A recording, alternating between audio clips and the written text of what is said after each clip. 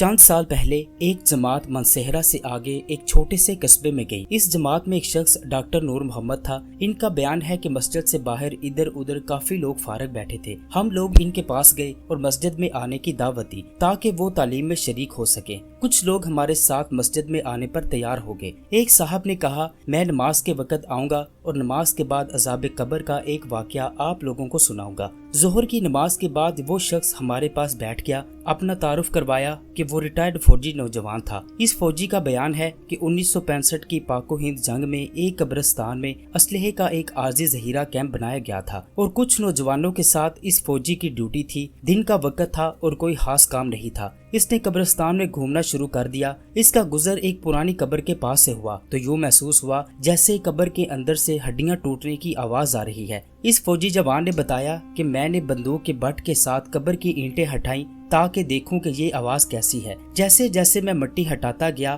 آواز اور تیز ہوتی گئی اور میری دلچسپی اور خوف بھی بڑھتا گیا۔ دن کا وقت تھا، روشنی خوب پھیلی ہوئی تھی۔ کیا دیکھتا ہوں کہ قبر کے اندر انسانی ہڈیوں کا ڈھانچہ پڑا ہوا ہے اور اس پر چوہے کی شکل کا ایک جانور بیٹھا ہوا ہے، اور جب وہ منہ اس ڈھانچے پر مارتا ہے تو سارا ڈھانچہ اکڑ جاتا ہے اور ہڈیوں کے ٹوٹنے اور چٹکنے کی آواز آتی ہے۔ میرے سامنے اس جانور نے 3 مرتبہ اپنا منہ ہڈی پر مارا۔ مجھے بہت ترس آیا کہ یہ جانور اس کو بہت تکلیف پہنچا رہا ہے۔ میں نے رائفل سے اس جانور کو مارنے کا ارادہ کیا تو وہ مٹی میں چھپ گیا۔ تھوڑی دیر کے بعد وہ جانور قبر سے نکل کر میری طرف بھاگا اور میرے اوپر ایسی دہشت سے سوار ہوا کہ میں اسے مارنا بھول کر اپنی جان بچانے کی خاطر بھاگ کھڑا ہوا۔ کافی دور جانے کے بعد میں نے مڑ کر دیکھا کہ وہ جانور میرے پیچھے تیزی سے بھاگا آ رہا تھا۔ قریب ہی پانی کا ایک گڑھا تھا۔ اس جانور سے بچنے کے لیے میں جوہر یعنی گڑھے میں داخل ہو گیا۔ میں نے پیچھے مڑ کر دیکھا کہ جانور جوہر کے کنارے پر آ کر رک گیا اور تھوڑی دیر کے بعد اس نے اپنا منہ پانی میں ڈال دیا۔ یکدم پانی کھولنے لگا۔ میں بھاگ کر جوہر سے نکلا۔ میری ٹانگیں جل رہی تھی،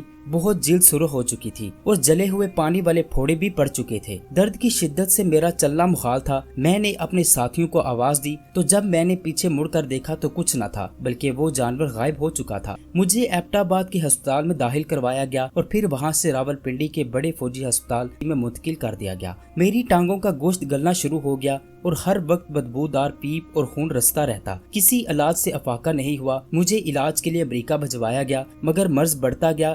جو دوائی لگائی اور گوشت جاتا رہا۔ اس وقت دونوں ٹانگوں کی صرف ہڈیاں بچ گئی ہیں۔ گوشت آہستہ آہستہ گل کر علیحدہ ہوتا جا رہا ہے اور ہر وقت مردے کی سی بدبو آتی رہتی ہے۔ پھر اس شخص نے ہمیں اپنی دونوں ٹانگیں دکھائیں جن پر پٹیاں بندھی ہوئی تھیں۔ اللہ معاف فرمائے۔ اللہ تعالی ہمیں قبر اور جہنم کے عذاب سے محفوظ رکھے۔ بے شک بعض دفعہ اللہ تعالیٰ لوگوں کی عبرت کے لیے دنیا میں ہی اپنے عذاب کا مشاہدہ کروا دیتے ہیں، جیسا کہ اس واقعے میں بھی آپ نے ملاحظہ فرمایا۔ اللہ تعالیٰ ہمیں اعمال صالح میں لگنے کی توفیق عطا فرمائے۔